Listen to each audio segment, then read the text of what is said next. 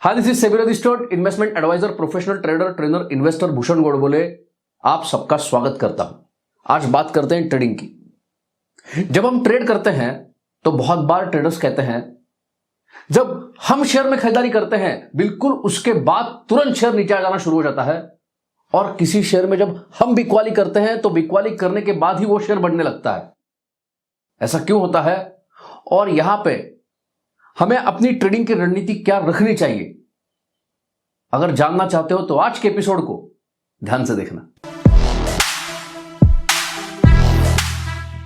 जब किसी भी शेयर में तेजी होती है और ऐसे शेयर में अगर टेम्पररी गिरावट आ जाती है तो उसको शेयर मार्केट में करेक्शन कहते हैं। जब ट्रेडर्स बस बढ़ती हुई प्राइस को देख के किसी भी शेयर में खरीदारी कर लेते हैं और जैसे ही वो खरीदारी कर लेते हैं और उसके बाद वहां पे अगर गिरावट आ जाती है तो ट्रेडर्स कहते हैं बड़े बड़े शेयर्स में छोटे छोटे करेक्शंस होते रहते हैं। और वैसे इंसान हो या शेयर्स हो, जाना तो सबको एक दिन ऊपर ही है। अब यहां पे वो शेयर तुरंत ऊपर जाने की जगह पे एक लंबे समय के कंसोलिडेशन में फंस जाता है। इसको कहते हैं टाइम करेक्शन। और वक्त के चपेट में जब शेयर अटक जाता है तब ट्रेडर्स ठान लेते हैं ये कहां पे हम अटक गए, कौन से शेयर में खरीदारी कर ली। एक बार जहां पे खरीदारी कर लिए वहां पे शेयर अगर दोबारा आ जाए तो यहां पे बेच के निकल जाऊंगा और उसको कहूंगा दूर हो जा मेरी नजरों से। और एक दिन वो आ जाता है जिस दिन वो शेयर जहां पे लिया था वहां पे पहुंच गया होता है, और उस वक्त ट्रेडर खुश होके उस शेयर में बेच के निकल जाता है। और जैसे वो निकल जाता है वहां से शेयर बहुत बढ़ जाता है। अब यहां पे ट्रेडर सोच में पड़ जाता है ये क्या हुआ।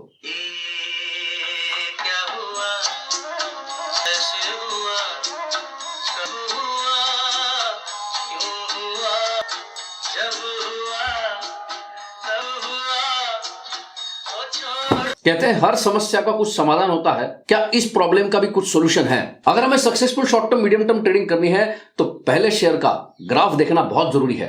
और इसलिए ब्रूस कॉर्नर कहते हैं अगर बगैर चार्ट देख के आप ट्रेड कर रहे हैं, ये तो ऐसा है हड्डियों का डॉक्टर है और बगैर एक्सरे देखे ऑपरेशन कर रहा है। अब यहां पे जो कुछ भी हुआ उसको स्टेप बाय स्टेप चार्ट के ऊपर समझते हैं।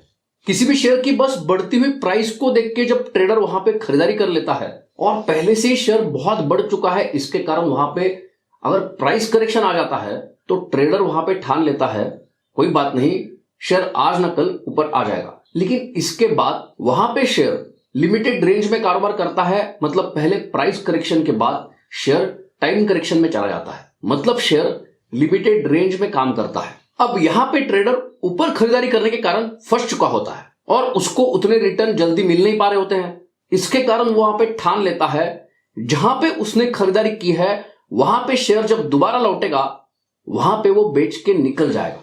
अब कुछ समय पश्चात लिमिटेड रेंज में काम करने के बाद वो शेयर दोबारा उसी प्राइस के ऊपर आ जाता है जहां पे ट्रेडर ने खरीदारी की थी, और जैसे ही उस प्राइस पे पहुंच जाता है ट्रेडर यहां पे खुश होके उस शेयर में बिकवाली कर देता है और चैन की सांस लेता है, छूट गया इस शेयर से।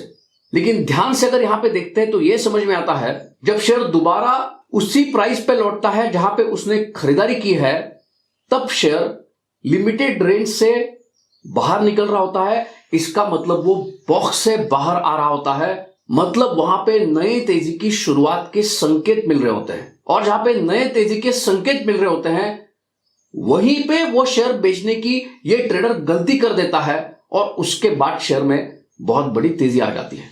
और इसके कारण अगर हमें सक्सेसफुल ट्रेडर बनना है तो पहले शेयर का ग्राफ चेक करना है और उसके ऊपर चेक करना है क्या शेयर अभी लिमिटेड रेंज में कारोबार करने के बाद बॉक्स से बाहर आया है। अगर बॉक्स से बाहर आया है तो वहां पे नए तेजी के संकेत बन रहे हैं, वहां पे हम स्टॉप लॉस रख के ट्रेड कर सकते हैं। और इस प्रकार से शेयर में ट्रेड करते हैं और उसके बाद शेयर में गिरावट आ जाना शुरू हो जाता है तो स्टॉप लॉस के साथ ट्रेड करना है। देखिए यहां पे एक बहुत इंपॉर्टेंट बात को आपको समझाने वाला हूं। किसी भी शेयर की बस खाली बढ़ती हुई प्राइस को देख के हम खरीदारी कर लेते हैं और वो पहले से अगर बहुत बढ़ चुका है तो वहां पे रिस्क ज्यादा होती है।